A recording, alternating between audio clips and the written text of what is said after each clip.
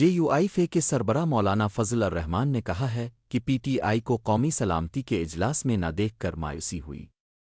انہوں نے قومی سلامتی کی پارلیمانی کمیٹی کے اجلاس میں گفتگو کرتے ہوئے کہا کہ PTI کو اجلاس میں نہ دیکھ کر مایوسی ہوئی۔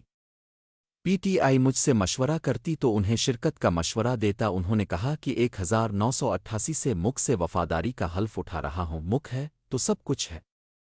مولانا فضل الرحمان نے کہا کہ متعدد بار اپنی تقاریر میں کہہ چکا کہ تو میرا استاد شہید ہے یا اس کو مارنے والا مجاہد، دونوں باتیں ایک ساتھ درست نہیں ہو سکتیں۔ اپنے استاد کو شہید کہوں گا۔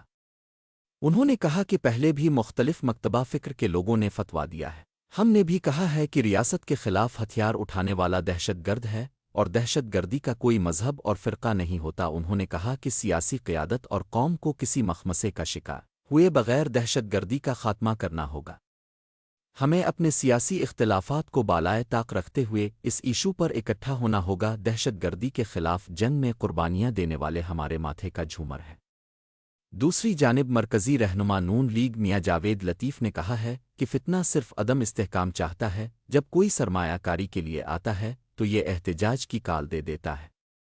انہوں نے اپنے بیان میں کہا کہ اس کے حکومت میں آتے ہی سی پیک راک جات ہے، مک ڈیفالٹ کے دہانے اور معیشت تباہ ہو جاتی ہے۔